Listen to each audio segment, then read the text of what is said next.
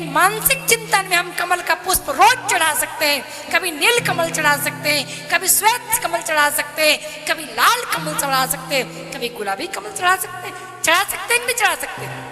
तो हम कमल का पुष्प चढ़ा रहे हैं, हम भगवान के तरह तरह के सुंदर सुंदर पुष्प चढ़ा रहे हैं, भोग पदार्थ घंटी बजाकर भगवान को भोग लगा रहे हैं, सोने के गिलास में जल पिला रहे हैं, सोने के गिलास में दूध का पान करा रहे हैं, और दूध में चीनी डाल करके भोग लगा रहे हैं, शक्कर डालकर भोग लगा रहे हैं।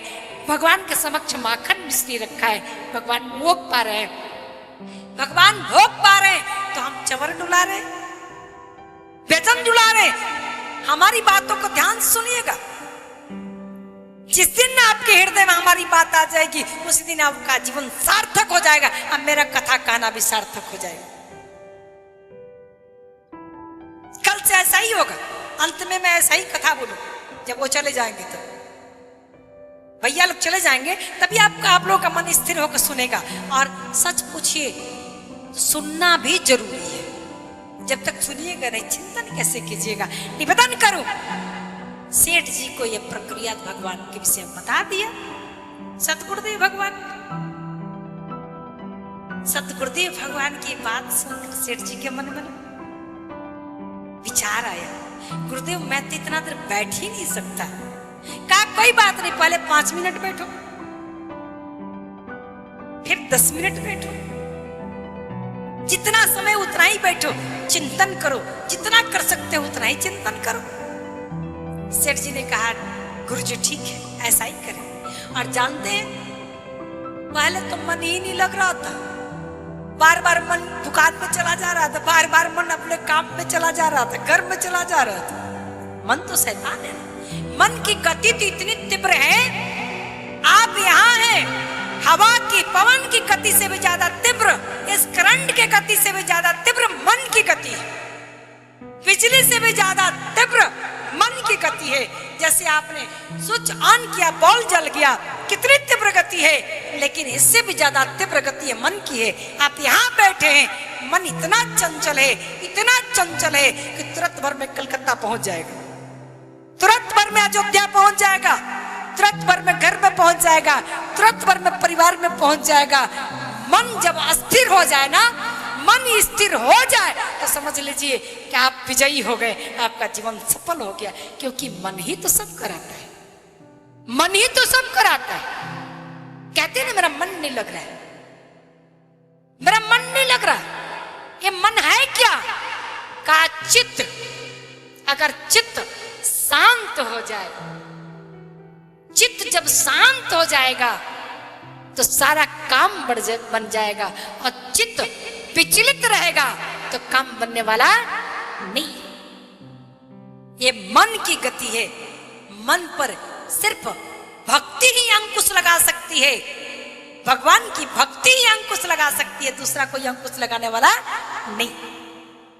निवेदन करूं, बिरले बिरले महात्मा जीवन पर्यंत माला जपते हैं, पाठ करते हैं, यज्ञ करते हैं, अनुष्ठान करते हैं, फिर भी अंत में भटक जाते हैं, भगवान की प्राप्ति नहीं होती। संत ने जो कहा सेठ जी से, सेठ जी धीरे धीरे प्रयास कीजिए, करत करत अभ्यास जड़मती होत सुजान, रसरी यावत जात सिल पर पड़त निशान। एक दिन में नहीं होगा। बच्चे को अबोधमती बच्चा जो अबोध है, नवजात है, छोटा है, उसे मालूम नहीं क किसे बोलते हैं, ख किसे बोलते हैं, ग किसे बोलते हैं, जानता है क्या? लेकिन जब बड़ा हो जाता है तो क ख से आगे नहीं बढ़ता। क ख कमाओ खाओ, क से कमाओ और ख से खाओ, इसे कभी आगे नहीं बढ़ता। वस्तुतः आगे बढ़ने की आवश्यकता है। विचार कीजिएगा, आज संत के कहने से एक दिन मन नहीं लगा, 2 दिन नहीं लगा, 3 दिन नहीं लगा, सेठ जी का मन 10 दिन तक नहीं लगा। लेकिन सेठ जी ने क्या किया? गुरु संत में निष्ठा हो जाए तो कल्याण हो जाएगा। अगर संत की कृपा हो जाएगी तो भगवंत मिल जाते हैं। संत की भी कृपा हो जाए भगवंत मिल जाते हैं। संत की कृपा हो गई, उसने कहा कुछ भी हो, गुरु जी ने कहा है तो हम करेंगे। उन्होंने कहा है अभ्यास करने को, करत करत अभ्यास जड़मती हो तो सुजान। अरे जड़मती भी सुजान हो जाता है, बुद्धिमान हो जाता है। जड़मती हो तो सुजान, जानकार बन जाता है। तो मैं क्यों दृढ़ संकल्प किया। और देखिए व्रत का मतलब क्या, व्रत का मतलब क्या, हमने व्रत कर लिया। व्रत का मतलब संकल्प भी तो होता है। व्रत का मतलब संकल्प। उपासना का मतलब क्या, भगवान के पास आने की पद्धति उपासना। साधना की मतलब क्या, हम साध रहे हैं, जिसको हम साध्य बन करके साधना करते हैं, भगवान को साधने का प्रयत्न करते हैं। जिस समय धीरे धीरे धीरे धीरे करते करते सेठ जी का समय व्यतीत होने लगा। पहले 5, फिर 10, फिर 15, फिर 20, देखते देखते घंटों बैठने लगे। देखते देखते अभ्यास हो गया, कब सेठ जी का मन लग गया और सेठ जी घंटों बैठकर साधना करने लगे। एक दिन सारा श्रृंगार करके भगवान का हाथ में दूध और चीनी लेकर के मिला रहे थे, दूध पिलाया। दूसरा दिन, तीसरा दिन, धीरे धीरे ऐसा अभ्यास हो गया, सेठ जी विचार करने लगे, उन्हें सत्य प्रतीत होने लगा। सेठ जी विचार करने लगे, अरे चीनी आज तो डाला ही नहीं दूध में, ठाकुर जी को पिला रहे हैं, बिना चीनी का पिलाएंगे। ध्यान आया डिब्बा में चम्मच तो है नहीं, आज तो मैं चम्मच भूल गया ठाकुर जी के पास लाने के लिए। यद्यपि कल्पना है लेकिन सत्य प्रतीत हो रहा है, आज तो मैं चम्मच लाया ही नहीं। अब सेठ जी ने क्या किया, सेठ जी ने सोचा डब्बा ही से डाल दूं, डब्बा से ही डाल दूं। इतने में डब्बा पलट गया और चीनी की मात्रा ज्यादा पड़ गई। अब सेठ जी विचार करने लगे, ये तो 10 दिन का चीनी एक ही दिन पड़ गया है, फिर कल कहां से खरीदने जाएंगे। सेठ जी है ना, स्वभाव है, अगर कोई सेठ जी होंगे तो पूरा मत मानिएगा, स्वभाव है ना। तो उन्होंने सोचा चम्मच है नहीं, लेकिन इसको निकाल लूं, बिना निकाले काम नहीं चलेगा, निकाल कर डब्बा में रखो, फिर पुनः कल मिलाना। आज जैसे ही सेठ जी चीनी निकालने के लिए हाथ डालने वाले थे, तो उसी ध्यान में भगवान प्रकट हो गए, लक्ष्मी नारायण प्रकट हो गए।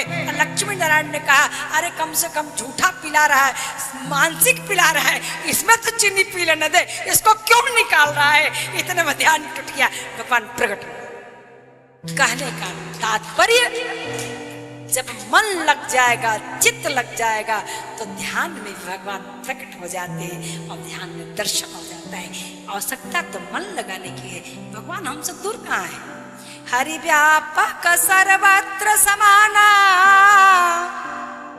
अप्रेम ते प्रगट हो मैं जाना, प्रेम ते प्रगट हो मैं जाना। भगवान तो सर्वत्र है, सब में है, खड़ग में है, खम में है। आवश्यकता प्रेम की है। और हमारे अंतःकरण में जिस दिन अपने पति से, अपने बेटा से, अपने परिवार से, अपने रिश्तेदार से, अपने माँ बाप से सबसे अधिक प्रेम भगवान के लिए लग जाएगा, उस दिन हमको मीराबाई बनने से कोई रोकने वाला नहीं है। उसी दिन हम मीराबाई बन जाएंगे, उसी दिन भगवान से लगन लग जाएगी। मेरे तो गिरधर गोपाल, दूसरा ना कोई, मेरे भगवान के अलावा कोई भी संसार में नहीं। बस तो आप बताइए, भगवान के अलावा कोई अपना है क्या?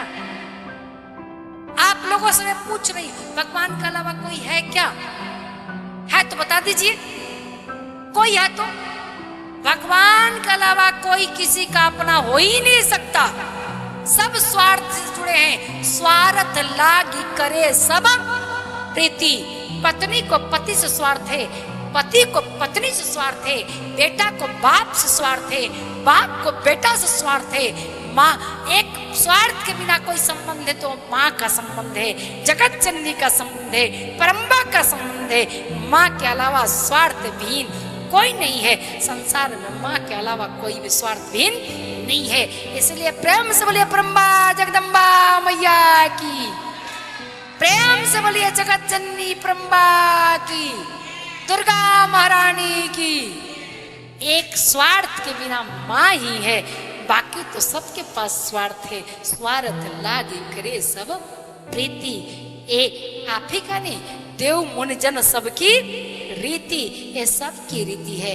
देवताओं की भी रीति है, महात्माओं की भी रीति है, और सबकी जन जन में स्वार्थ है। अगर स्वार्थ नहीं होता तो कोई किसी से मतलब नहीं रखता। अरे मतलब निकल गया तो पहचानते नहीं, जब तक मतलब है तभी तक। एक पहले तो सिनेमा में भी बढ़िया बढ़िया भजन टाइप का गीत आता था, आदमी मुसाफिर है, आता है जाता है, आते जाते रस्ते में। आगे बोलिए, याद छोड़ जाता है। विचार कीजिएगा, ये पिक्चर का गाना मैं गाने के लिए नहीं बताई, इसका रहस्य समझिए। ट्रेन पर बहुत यात्री चढ़ते हैं, प्लेटफार्म पर बहुत एक साथ चढ़ते हैं। पंडित जी, ट्रेन पर बहुत यात्री चढ़ते हैं, रांची प्लेटफार्म से बहुत यात्री चढ़ते हैं। रांची हटिया से कितनी ट्रेनें चलती हैं, बहुत चढ़ते, रास्ते में भी चढ़ते। कोई पहला स्टॉपेज पर उतर जाता है, कोई दूसरा पे, कोई तीसरा पे, कोई चौथा, कोई पांचवा, और कोई अंत तक जाता है। हमारा आपका जीवन भी वही है। इसी ट्रेन की यात्रा में कितने लोग अपने बन जाते हैं और कितने पराये हो जाते हैं। संसार में हमारी आपकी गाड़ी इसी ट्रेन की तरह चल रही है। पता नहीं कौन सा प्लेटफार्म आएगा जहां हमको उतर जाना पड़ेगा। हमारे साथ कोई उतरने वाला नहीं है, अकेले आए हैं, अकेले जाना है, और जाना तो सबको है। राम गए बलराम गए, जब राम गए बलिराम गए, बलि विक्रम की अब शेष कहानी, जो आया है सब जाएंगे,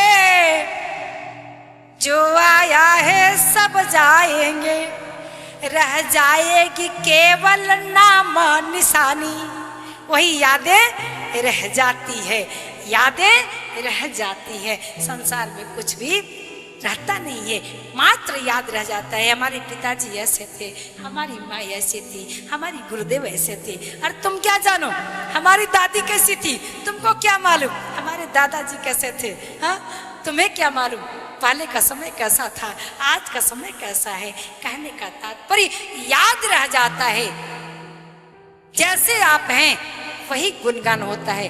अच्छे हैं तो अच्छा लोग कहेंगे, बुरे हैं तो बुरा लोग कहेंगे। अच्छे हैं तो लोगों को दुख होगा, तो कितना अच्छा था चला गया, नहीं जाना चाहिए था।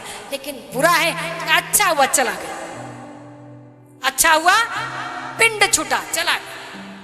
इसीलिए संसार में आए हैं तो सत्कर्म करना पड़ेगा, और जब तक सत्कर्म नहीं करेंगे तब तक कल्याण होने वाला नहीं है। सब यही का यही रह जाएगा, कुछ भी साथ जाने वाला नहीं है।